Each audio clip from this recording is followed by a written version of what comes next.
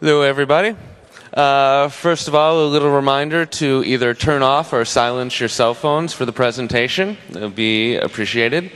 If you have any questions for the presenter, we have 2 microphone stands. We ask that you queue up at the stands and ask your questions into the microphone so that everybody can hear the question and so that it can be recorded for the audio recordings. It is day 4 of 23C3. This is room Sol 1. It is 1400 hours, so that is the time for Mitch Altman's talk, Better Living Through Inventing.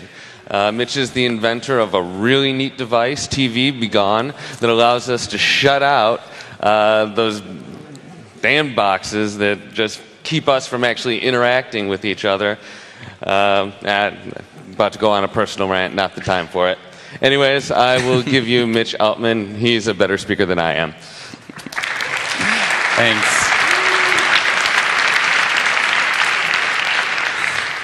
Well, hi, everyone. I don't know if all of you have been having as great a time here as I have, but I hope so. This has just been fantastic. Well, I'm known for a lot of things, most recently into the media spotlight for TV Be Gone, which is my invention. And the talk I'm giving today is going to be about that. And there's a little picture of it with some friends' keys. Don't copy them. So the talk will be about TV Be Gone, but also, for me, there's nothing in isolation. So in order to talk about TV Be Gone, I have to talk about really my journey in life that brought me to this, which includes inventing, which is, for me, the coolest thing.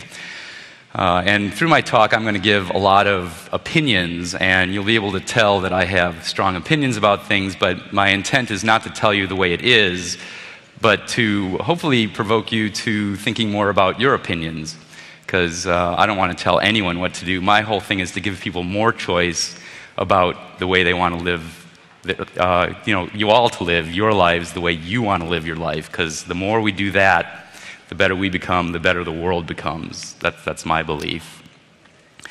So, we live in a pretty weird world. I don't know if you've noticed, but part of the way the world is it just keeps seeming to speed up. And part of the problem, I think, is the technology we've developed. And the technology has been promulgated by not us. We might be the people who think of the ideas, but it's put out into the world by corporations who have one goal, and one goal only, which is maximum profits in the next quarter. So it's up to us, really, to have responsibility for what we put out into the world. And, just think about that. One thing, just as some examples, technology is always put out by these corporations, and they always give the best case scenario of how it's going to make the world a wonderful place to be. It'll bring us closer together. It'll make life easier. It'll make life better. And there's some truth to that with many of the technologies out there. For instance, MP3 players, we can bring all of our music everywhere we go and listen to our favorite music everywhere. On the other hand, if everyone is walking down the sidewalk, as often they are in San Francisco where I live, listening to these things, how do we interact with each other? We're actually isolating ourselves from each other quite often. So there's pluses and minuses with these things. Cell phones, we can talk to people all over, our friends, wherever we go. I mean, I have my cell phone here. I can talk to my friends in the US just with a little push of a button. And yet, again, the same thing. If people are going around talking on these things, how do we have a spontaneous interaction with a real human being right next to us? And then email, it's great. I couldn't do TV Be Gone without email. All the people who helped me with TV Be Gone there's one friend who lives in Bremen, there's one who lives in Colorado, there's one who lives in San Jose, I live in San Francisco, and there are people all over the world. And yet, this thing has email in it, and it beeps, beeps and it interrupts me every time, and I have to answer my emails all day. I don't know if any of you have this similar experience, but email eats up my day, and now I have 800 spams just to clear out to get my real email. Anyways, I don't want to harp on that. And of course, TV. TV was going to save the world when it came out. It brings us great entertainment and information from all over the world, and yet before I get into TV much further, let me just show you this cool little survey that was taken at MIT. I took this out of this person I met through my work, Lady Ada. She did a thesis at MIT where she did some technology which shows you how to use technology to enhance your life pretty much despite and against what corporate world puts out there. So this study by MIT asked, what technology do you use that you're really annoyed with? Do any of you have any of that? These are the top ones that people said. So cell phones is the most annoying to people. And next comes alarm clocks. That one's pretty obvious. And then comes my favorite bugaboo, television. So it's just kind of interesting to me that we have these things that everyone agrees are extremely annoying, and yet we choose to live our lives with these things in them. And sometimes those choices are more or less conscious than others. So, okay, so TV. You guys know a lot of what I'm about to say. I give presentations often throughout the year for school kids, kindergarten through even like all the way up to grad school. And there's a thing all over the world, but mostly in the US and the UK and Canada, called TV Turnoff Week. And people are invited to come to schools to talk about kids about TV and its effects. And a lot of what I say here is taken from that. One thing I always start off these talks with is asking people, what do you think is the purpose of television? So, any ideas? No one? Propaganda. That's part of the thing, but for me, I think the main reason is what the last speaker was really talking about, and it's what I already said earlier, maximum profits in the next quarter. These are huge corporations, and in the US, I'm not so much sure about the rest of the world, like Germany and whatever, but in the US, all the major media are owned by 5 corporations, all of which share similar board members. So these guys have been high power positions in major corporations. They really know how to make maximum profits in the next quarter. So everything about TV, I think, really comes down to that. If they're putting out something which seems like propaganda, it's because it will enhance their profits in the next quarter, and not going against some other parts of the way the world works that will take away from that. That's the way it seems to me. So there's nothing wrong with making money in and of itself. However, when the messages put out by the media, TV in particular, are there for making maximum profits in the next quarter, they're not putting those messages out there for our behalf, for our well-being. And there are consequences to that. And the one big, huge consequence, as I see it, is time goes away. You turn on a TV, and the shortest show is half hour gone. There's 24 hours in a day. A half hour is a significant percentage of a day. We sleep 8 hours, we're working 8 hours, we have 8 hours left. Much of that is taken up going to the bathroom and eating and chilling out from work, getting ready for work. We only have very few hours to do what we need to do to live our lives, what we want to do to live our lives. So there's nothing wrong with TV. I don't want to say there's nothing good on TV, but choose what you want to do with your time. Is there something you might want to do that's more enjoyable? Yes, no, it's up to you. It's not up to me. One thing I do in my presentations to kids is I play a little math game. The average American, if there is such a thing, in a third of a billion people country full of diverse weirdos like me and whatever, but the average American lives 70 years, and they watch 4.5 to 6 hours of TV every day. So if the average American is on their deathbed, they're about to die, they've lived their life, They've been watching all this TV. How many hours, or how long have they spent in their life doing nothing but watching TV? Too much? 13 years. Okay, so like, what could you do if you could choose what to do with those 13 years? Would it be an enthusiastic, watch TV? If the answer to that question is yes, then you've lived a way fulfilling life. If the answer isn't yes, then maybe you could choose something else. And why wait till you're on your deathbed? Choose it now. Choose it for the rest of your life. We don't know how long we're going to live. We're born at some time. We live so long, who knows how long, and at some point we die. What do we do with that time in between? The choices we make about that, I think that's one of the most important set of choices we make in our life. So I encourage all of you to choose really well what to do with your time. So I have not always chosen what to do with my time well, but let me just go over quickly some of the other stuff with TV, which sort of goes back, relates to some other things I've done in my life.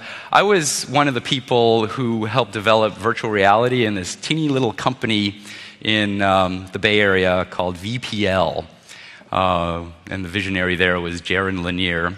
And we did not know we were creating virtual reality. We thought we were creating some new programming language.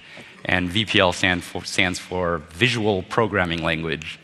But it turns out that everything we did was creating these alternate reality machines, and that was a mouthful, so we renamed it virtual reality. But the one thing that we really learned there is that brains, all of our brains, one of the things that they do really well is make things real. We look at patterns and we make them real, and it doesn't take much for our brains to find a pattern and call it real. We could just have little stick figures or outlines of things and repeat it a few times, and your brain says, real.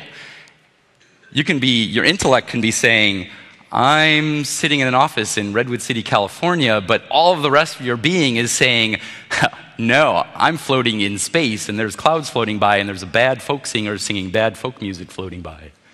Because that was one of the worlds I made. So TV makes very good use of that. The TV industry knows this well. The marketing industry knows this very well. So they repeat things over and over and over and over. And none of you, I'm sure, are going to buy a pair of shoes just because you saw a commercial. However, if the message is repeating that your life is inadequate, look at these people over here. They're happy, they're beautiful, and they're using product X. The unintended consequence of that is that you hear the message over and over and over again that you are inadequate.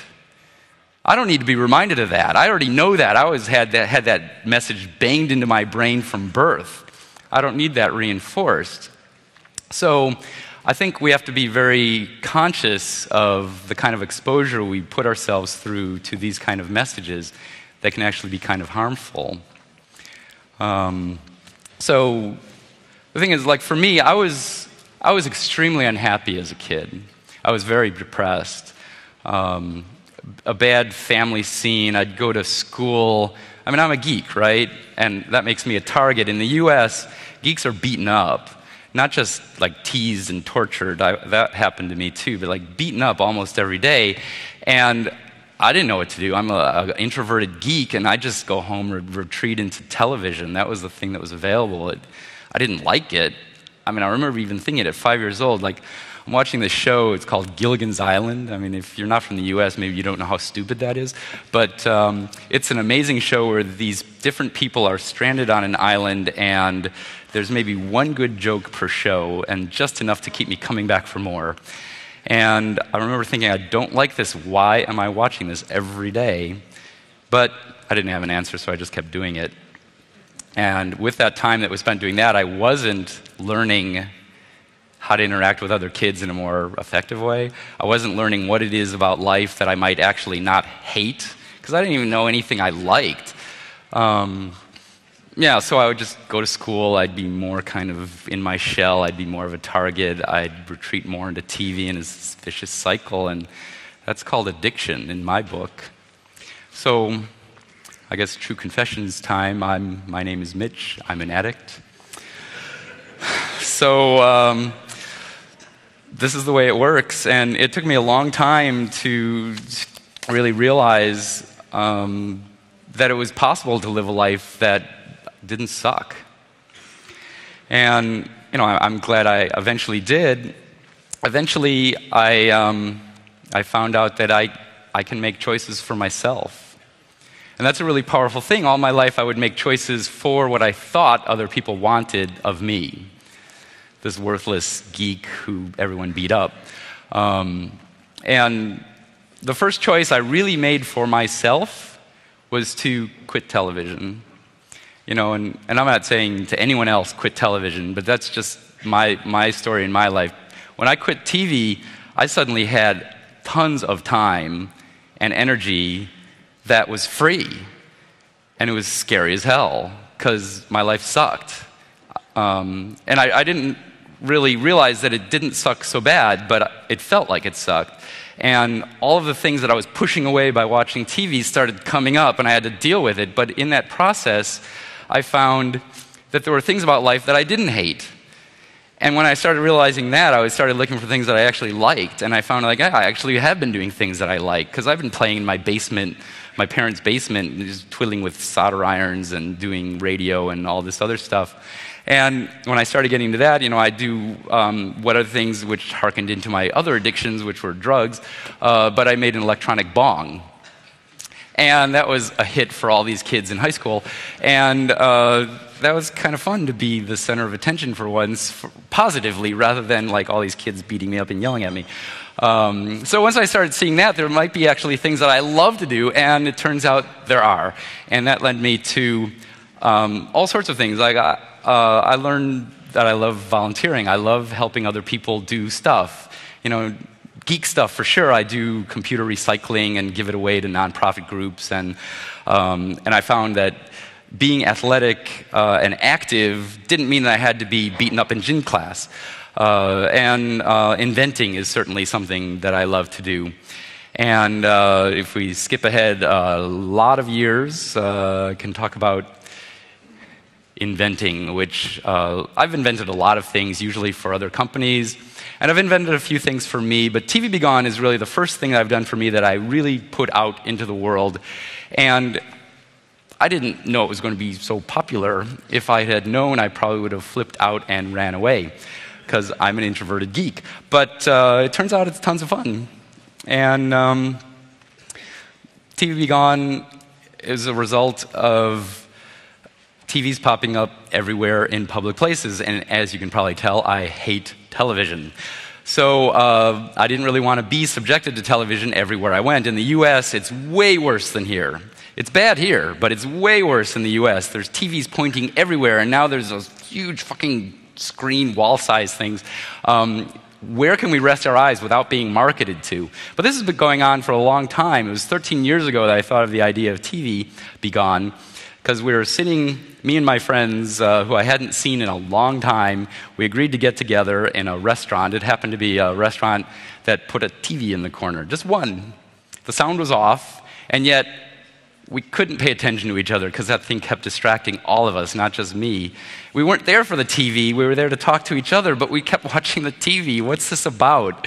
So we started talking about why is it that we can't pay attention to each other just because that stupid thing is on. And that's when I came up with the idea. Wouldn't it be cool if we could turn those things off anywhere you went?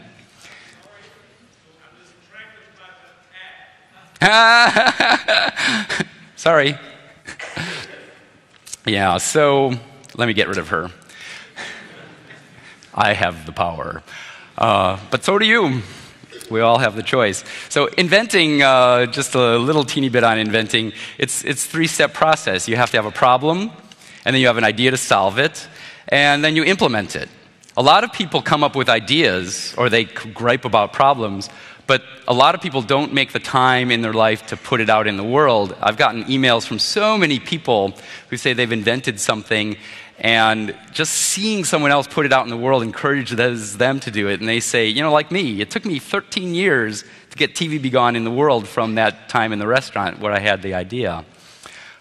It's not always easy to make the time and energy in our busy lives to do what we really know we want to do. So the problem for me, TVs in public places. The idea to solve the remote control TV be gone and implementation, it's my TV be gone, which I always have with me. Because unfortunately, you never know when you'll need it to have that choice. So it took me a year and a half to make TV be gone once I decided to do it. And I made a conscious choice in my life to quit doing all of this work. I've been a consultant most of my life, and it's been pretty cush. I work like 6 weeks to 3 months a year, and it pays really well being a geek in our culture lately, so I don't have to work the rest of the year. But I decided, I don't really want to work on these things which are just kind of neat. I want to work on stuff that I love. What would life be like that? I didn't know, so I figured I would just try it, and it gave me the time to do TV Be Gone. And this is the schematic for it. I don't know. Should I go into the geeky aspects, like how it works? Yeah? Okay. So it's conceptually extremely easy, although it took me a year and a half to actually put it together because there are a lot of gotchas along the way, but conceptually it's extremely easy. There's just one microcontroller, which is the yellow rectangle in the middle, and there's a push button. When the micro sees the push button, it goes through a database in its ROM and transmits every code in the database out of the infrared emitter, which is Q1. Oh yeah, another cool device. Don't try this with airplanes. Okay, so that is the driver, and that's the emitter, and it's just a standard infrared emitter that is in many remote controls. I actually chose a contract manufacturer in Hong Kong after searching for one which wasn't easy, that was good to its employees, that paid them a decent wage so they could make a living, and that was good to the environment, that was high quality, and gave me a good price. There aren't many of these in the world, but I happened to find one, and it happens to be the largest manufacturer of remote controls in the world. So it's only appropriate that they make TV Be Gone as well. So I asked them, what emitter should I use?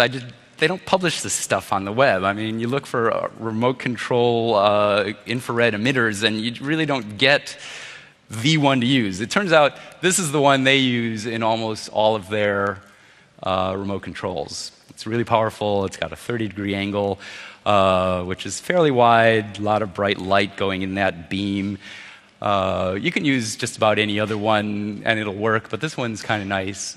I have a visible LED here, just so when it's on, you can tell that something's happening.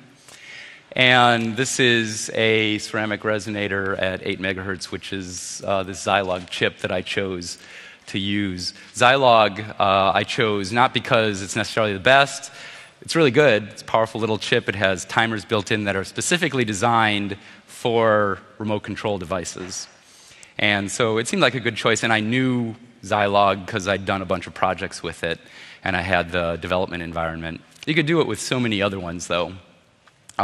One cool thing I found out with Zilog, though, after I spent a year and a half collecting all of the data from universal remote controls that I bought, like I go to these big electronic stores, like around here it's Conrad or Saturn or whatever, they sell universal remote controls. I bought a ton of those, created my own data acquisition system because a logic analyzer was too expensive, and just recorded all of the power codes for every remote or every TV that were programmed into those universals. So I spent a year and a half doing that, and then I found out that Zilog has their own database fully debugged. And I'd become friends with all of the engineers in the remote control department, so they just gave me a license for theirs. And it's fun, working on something quirky because these applications engineers at these corporations, they're kind of bored. They're doing the same thing over and over, and even if it's kind of a different project, it's still kind of the same technology. They were really thrilled to have something way weird. So I became friends with all of them, and they do favors. It's, social engineering, I guess, but just more of you're friendly to people, people are friendly back. Yeah, anyways, this is the board, the back side and the front side. I had to make a lot of engineering trade-offs, as you have to do with all projects. Just picking the emitter was a good trade-off, because do I want to have a wide beam that you don't have to aim as well, but that means it's less energy of light in every direction you point, which means the range is shorter? Or a more narrow beam where there's a lot more energy where you're pointing it, but you have to be more accurate? And I don't know if I made the right choice, but it seems to work, fairly good. Another one is with batteries. I use these coin cells. They're about the size of a euro, a little thinner though, to power. This one powers the microcontroller, which is there. This one powers the infrared emitter and the visible light, which is here. And the trade-off with that is they're small, so you can have a thing that fits on a keychain. The disadvantage is they don't put out as much power as, say, AAA batteries. And after this, I'll do another workshop like I did yesterday by the Fubud booth, where I can show you all how to make your TV on even more powerful. So if you want to do that, check it out downstairs after this. So anyways, there's some trade-offs. There were a few others too. One thing I did, which was a mistake, the microcontroller has built-in pull-up resistors, and it turns out that the pull-up resistor is a lot lower resistance than I'd hoped. And the way I tell the TV Be Gone to be North American or European, because I have a database for each, because there's so many different TVs in different parts of the world, I didn't want to have just one database to take way too long. I have a jumper here labeled R5. That's this one. If a jumper is in there, then it's European. Take the jumper out, it's North American. If it's European, the jumper's there, and it's got a constant slow trickle through the kind of low pull-up resistor off of this battery. So 12 months, these batteries go dead, which is why the European ones, I give away batteries with each one, replacement batteries. That was a fuck-up. But, there's so many details, even with a simple project like this, and it was just me. I didn't have a committee to look it over. I have a bunch of friends, but I'm the only geek, a hardware geek. So, I can say just a little bit about remote control codes. There's zillions of ways that manufacturers have figured out how to do remote control codes, and RC5 is the most popular, invented by Philips. What they do is they pulse infrared light very quickly when they want an on, and then when they want it off, they just have nothing. And how you interpret a 1 bit is to have pulsed on for a while, and then off for this length. Pulsed on for the same amount of time as before, and then off for half the length. That's a 0 bit. So this here is a 1 bit. This here is a 0 bit. And you can have as many bits as you like or as little, and different companies use different number of bits in their codes. Some of them, rather than having the off time change, they have the on time change. This might be 40 kilohertz on time, it might be 80, or it might have no carrier frequency, as it's called. And there's so many different ways of doing it, which makes making universal remote controls very, very challenging. Another thing that's important for TV Be Gone, but not so much for other universal remote controls, is that I don't want any two codes working on in my sequence on the same TVs, because if I have one code which is similar but kind of different from another one code in the sequence turns it on, the next, or turns it off. Somewhere later it turns it back on, and of course that's undesirable.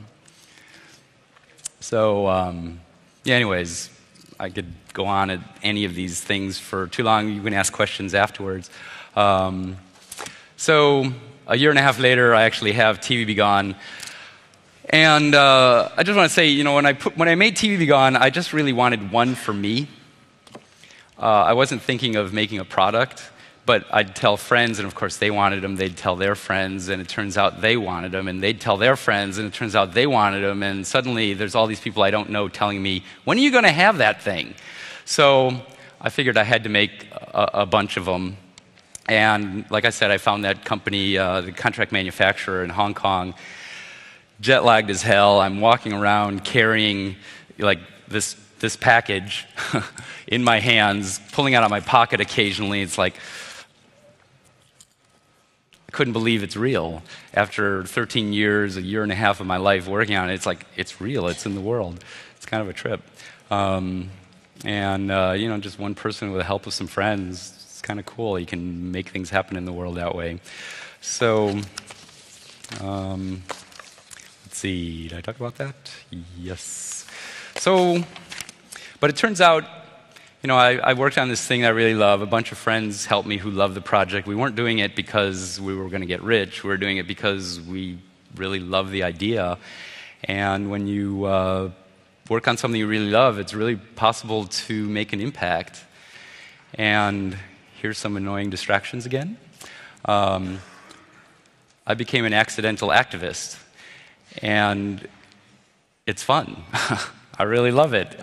With TV Be Gone, I put it out in the world. I ran into a friend while jet lagged carrying this thing. I'd take it out of my pocket, look at it, put it back, and I'd run into a volunteer acquaintance from a bicycle coalition that I volunteer with.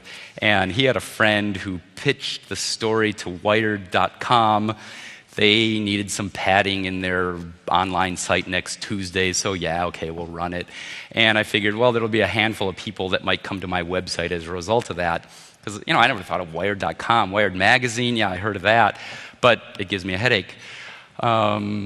Wired.com, I guess a few people might look at it and come to my website. Me and my friend Chris stayed up all night getting the website ready to take orders. And we were ready at 5:05 a.m. after being up all night. And suddenly my email starts telling me there's a message, there's a message, there's a message. And each time there was an order, it would send me an email. And I thought there must be something wrong because I was getting an email every minute and then 2 a minute. And this is, 5 in the morning. I guess it's 8 in the morning in New York. But, give me a break. It's just this keychain that turns TVs off. Who cares about that besides me and a few wackos? But at 9 in the morning, National Public Radio, which is a big sort of slightly right of center, which in America is considered radical, radio station, calls me up and does a live interview. And I guess I did okay because other people started calling me up en masse. And I knew an opportunity hitting me over the head when I saw one or heard one over the phone, and I went with it. So I used it, and I pushed it. So I came up right on the spot, with this sound bite. This is a fun way to get the message out there that a TV being on or off is a choice. So that was my message. And it worked. So it got out there. That same day, I got calls from so much worldwide big mega corporate media, including the New York Times, which came over and spent 4 days with me. I don't know if you guys know what People magazine is. I mean, that's the thing that says, Brad Pitt got divorced today, and, full page spread with my weird-ass hair sitting there. And that one's probably the one that's the biggest trip for me because no one belongs in People magazine, let alone me. But but it's fun, They come up there and they do this makeup and they shoot you with film all day, and then the reporter hangs out. It's a whole trip for just this one-page thing. What do they do to Brad Pitt? So, anyways, within a few hours of that first day, the website crashed from too much web traffic. Because I just had this cheap-ass PowWeb web hosting thing, and they only allow 5 gigabytes. It's like, that's infinite. Nope. It's not infinite. So the website takes 24 hours to reset, and it crashes again the next day. And it happened again and again until I finally said, I'm getting my own server. So me and some friends set that up. And meanwhile, the media keeps calling and calling. Not only the New York Times, but TV stations. I was on live national TV in America for 40 million people. And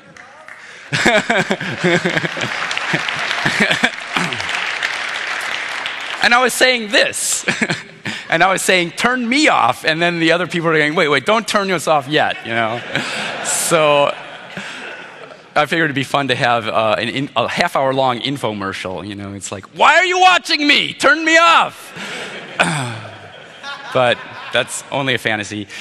So, yeah, and anyways, I was worldwide. I was #1 news story in Chinese Yahoo.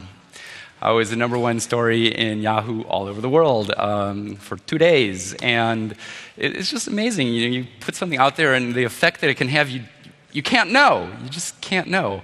So, yeah, I was in Der Spiegel, Le Monde, BBC bazillions of times. You name it, TV Be Gone was there, and often with my face.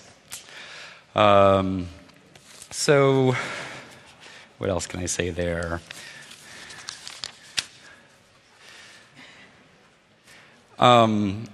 With all the media, I mean, that's fun. I mean, someone puts a microphone in your face and they ask your opinion and you give it, and then they broadcast it verbatim to the world. What could be cooler than that? Unless you just go bleh. But I only did that a couple of times.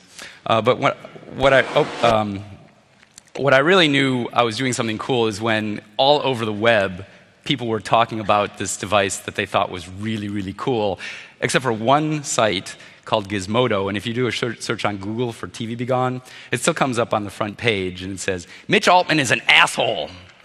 And not just your regular asshole, but the self-righteous, he goes, he's bad. He doesn't like me. But he never even met me. So it didn't really matter because zillions of people found out about TV Be Gone and ordered them because of him. And then there are all these other blogs and people uploaded videos. Here's one I found, and the guy who made this video I actually later met at this cool thing called a Maker Fair in San Francisco area, and they put on by Make Magazine, and this guy turned out later to become the senior editor of that, and cool guy, his name's Phil. He put this video on, he said I could use it, so check this out, if we can get sound. Nope, I got any. You got those two already. Oh, I did it? Yeah. It was an instant? Video Be Gone. There you go. Shit, I got a wall.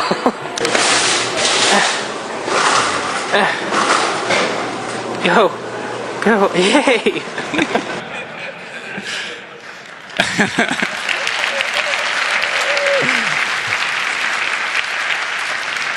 Yeah, so I've heard that a few people have been trying this at Saturn across the street. I can only encourage that kind of behavior. And my hack has been hacked.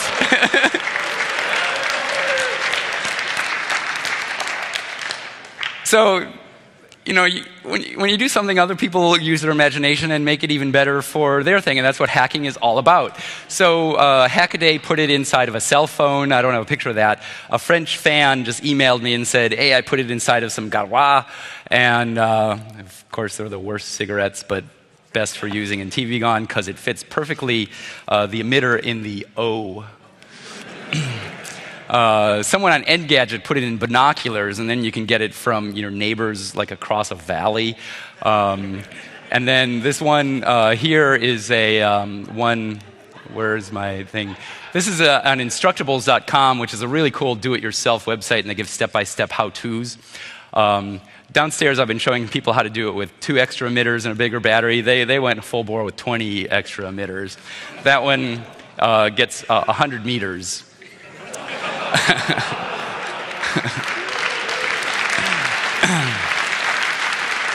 Yeah, and it's quite a very satisfying feeling of power and control when you can. I highly recommend it. This is a baseball hat on Make Magazine, makezine.com. They put TV Be Gone in here, and you can't really see it in this picture, but there are 3 emitters on the brim of the hat. So, and there's also they set it up so that it's always on. And there's a how-to on there. So everywhere you look, the TV turns off if there's one. So, yeah.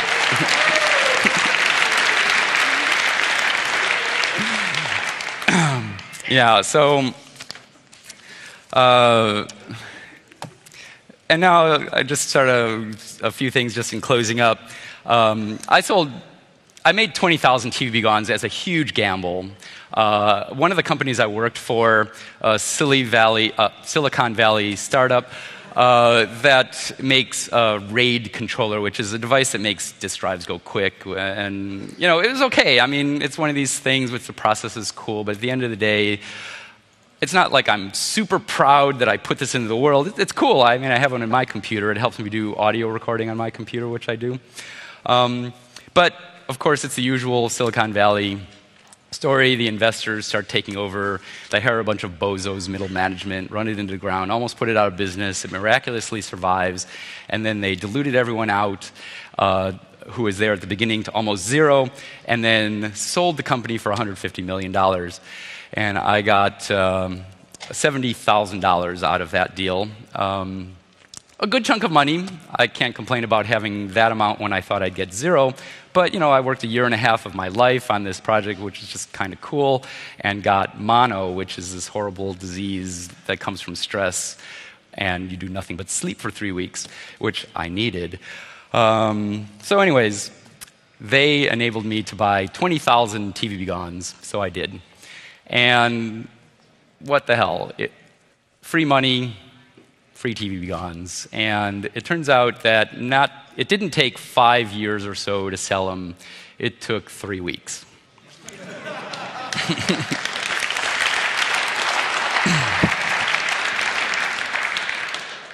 You know, and I just want to, one of the things I see through the whole thing, like, I'm a fairly creative individual, intelligent, but not really special any different than any one of you guys. All I did was make a choice to do something that I love. You know, I made the time to do it. And by doing that, there was no guarantee that anything was going to come from it. But there is a guarantee that if you don't do that, you won't be doing what you love. So, you know, just make cool choices.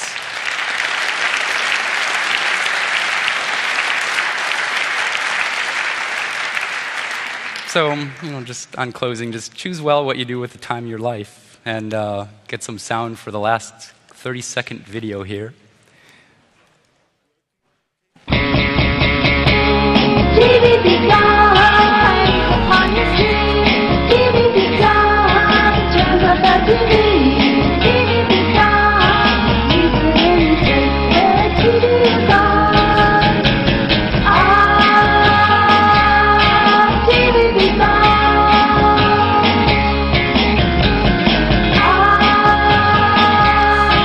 TV begun.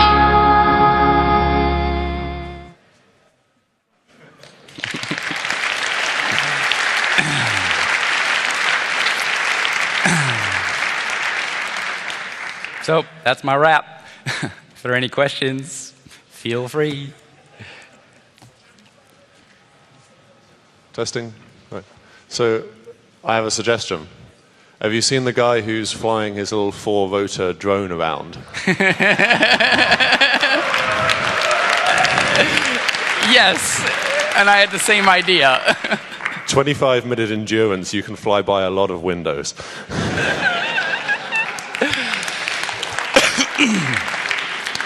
I like that kind of thinking.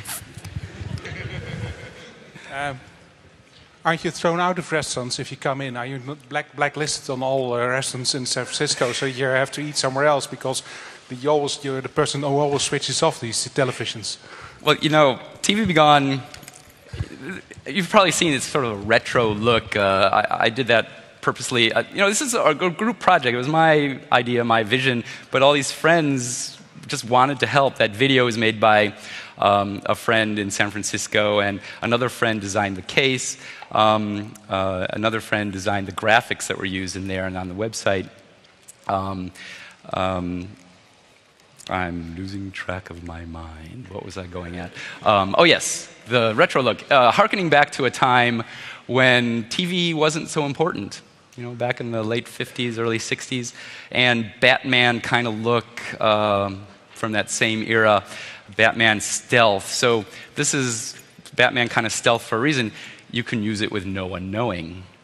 So I'm not kicked out of restaurants because nobody knows. And the weird thing is, when you turn off a TV, people don't notice. It's very weird because it's noise. We tune out noise when we come up with it, when we can't do anything about it. And so when it turns off, we're not conscious it turns off in general, but we feel better. I turn off the TV and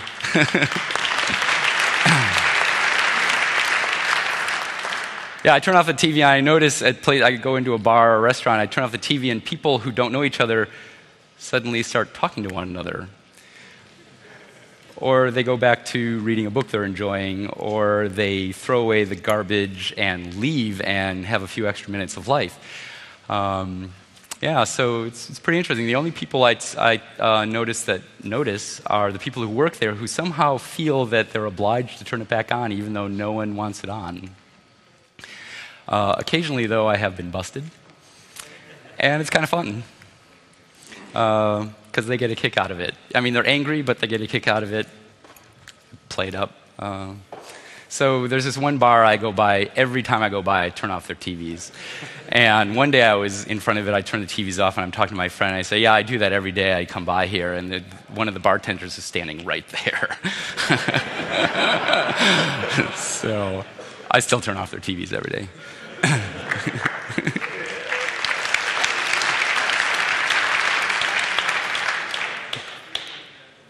Got a question?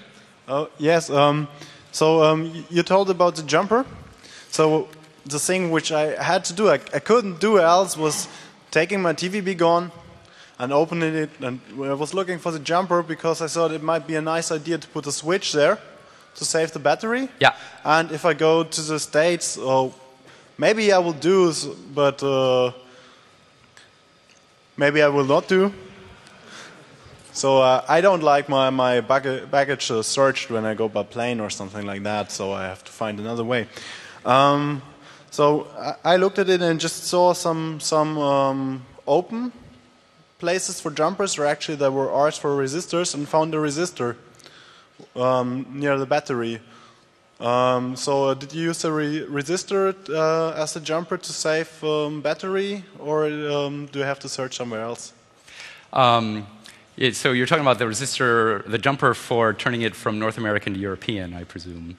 So that you can have any value there between 0 and 15 kiloohms when it's in there, which all the European ones that are, there's a couple hundred of them available at the Fubud booth, just downstairs. All of them are European models, so they'll have the jumper in place. And that's the one that makes the battery go dead after 12 months, whether you use it or not. If you remove that resistor, that jumper, the battery won't go dead, and it'll be a North American. So you can put a switch there if you want to go back and forth. One thing, though, about getting searched at airports, I came here with 200 of them. It's no problem.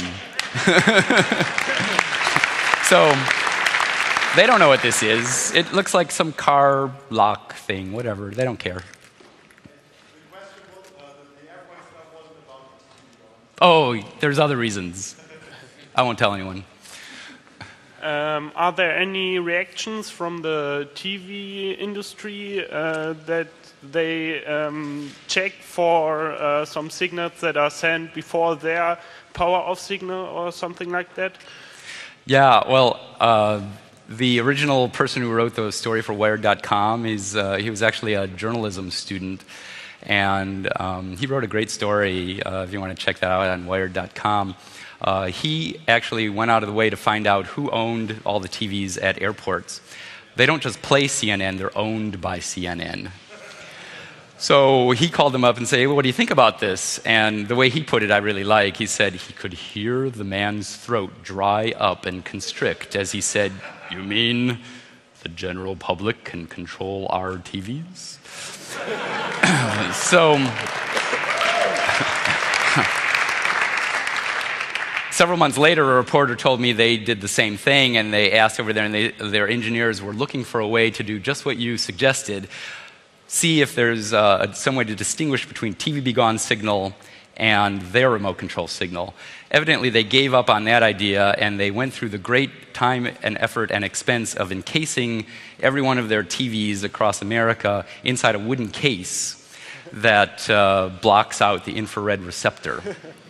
However, that means you can't use a TV Be Gone from across the terminal, but you can walk right up to the thing, just point the TV Be Gone in, and people have thanked me for that.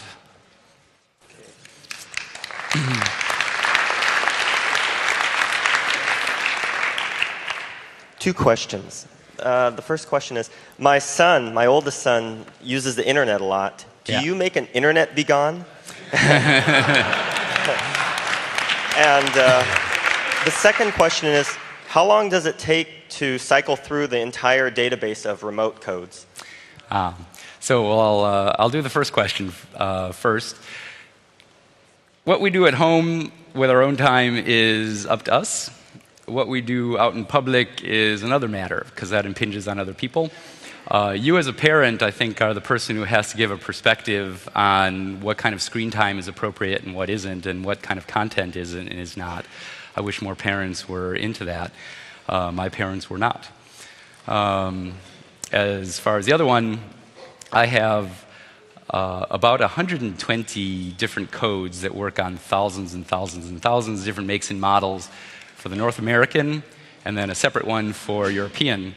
And it takes about 62 seconds in the current model of TV Be Gone to go through that.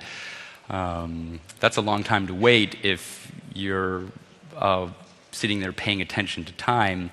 60 seconds can go by like nothing if you're doing something enjoyable, but if you're sitting there waiting, it can take a while. So I put the most popular codes first. So in the North American one, the most popular TV is Sony, and so I put them first, and that's very nice. It's instantaneous. Sony is the added advantage of being super sensitive remote control receptors, so you can turn them off really easily. I love Sony. So in the European model, Sony is number 3, so it's still about a second and a half. And I think Thomson's first. I can't remember.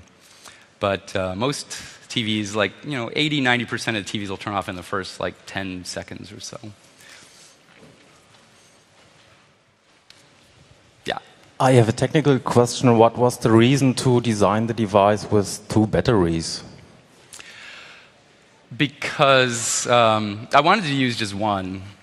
The power supply is something that a lot of engineers don't put a lot of thought into. And when I first started doing my geeky experimentation, I didn't think about it a lot either. You just do the cool work, and then you have to power it somehow. Batteries are, they impose a lot of different interesting problems you need to solve. The thing with coin cells, they're very small. They last a long time for their size, but they have a very high internal resistance. So if you use just one battery, there's a huge amount of current that's pumped out of the battery into the emitter, and that makes the voltage sag because it's dropped across the internal resistance. As the voltage sags, the automatic brownout detector in the chip, it does a power reset. So that wasn't going to work, so I had separate battery for each. One thing, too, that I've discovered later, a difference between actual use over time and calculating. I used originally to power the emitter 2 half-height batteries called CR2016 because it's 6 volts. I figured more voltage, more current, more light output. It turns out, though, that if you use one CR2032, a sort of a fat version, the same one I used to power the microcontroller, then the battery is actually more powerful because there's less internal resistance and it lasts longer. So if you ever need to replace the batteries there, I'd suggest using the fatter one. And I talk about that on my FAQ page in the TV Be Gone website. Oh yeah, I wanted to, if anyone wants stickers, I've got tons of them. There's more at the Fobud booth, and I'll just put a bunch of them here. And if anyone wants my card to email me later or whatever, just grab one. I got tons of those. Or just grab me and talk to me. I'm fine. I like talking to people. So.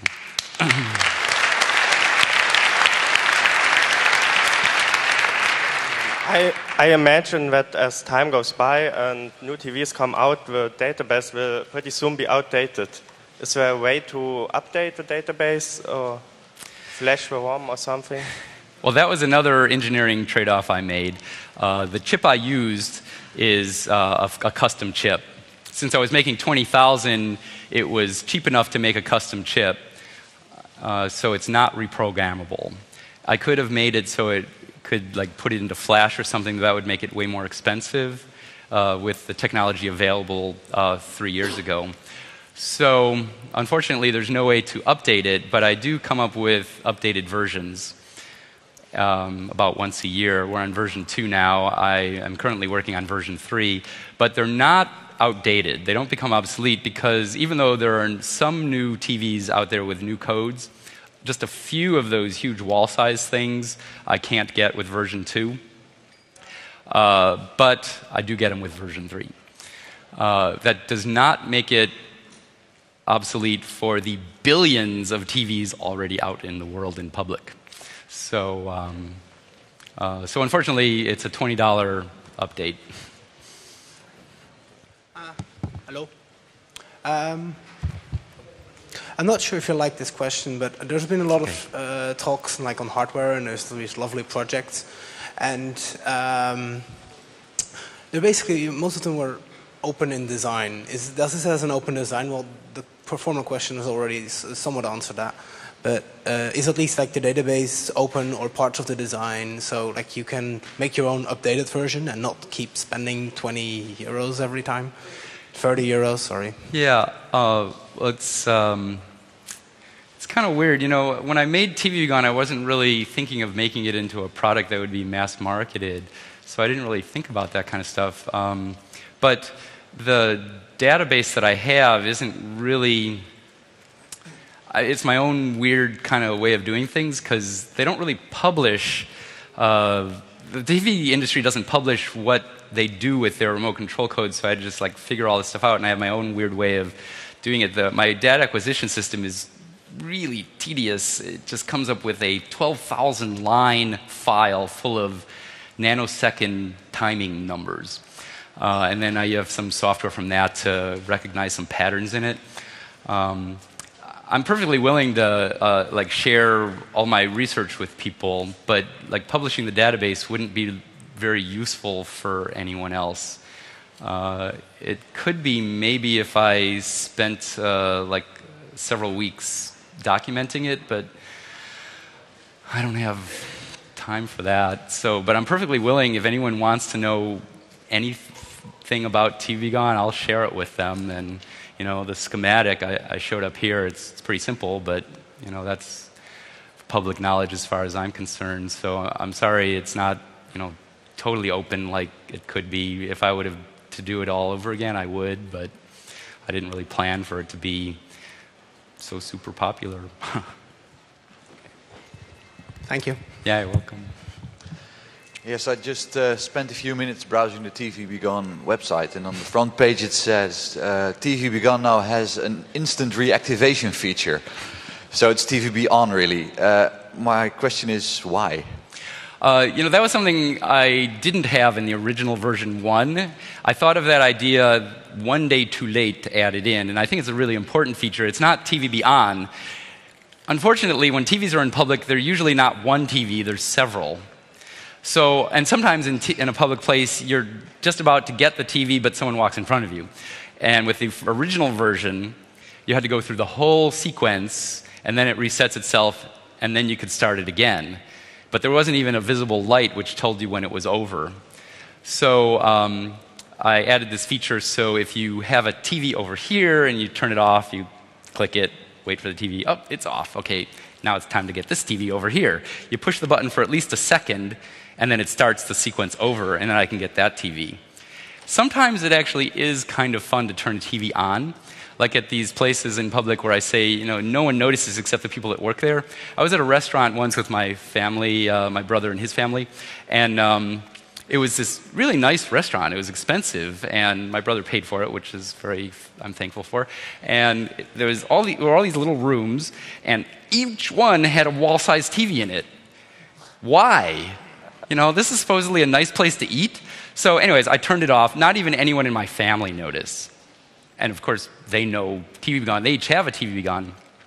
But the waiter comes in, and the first thing she does is turn the TV on. Everyone noticed that. So I turned it off again. She comes in again, and she's like, and just as she's reaching for the TV, I turned it on. And then I turned it off, and everyone in the room laughed. So, you know, it's just ways of getting the message out there in different ways.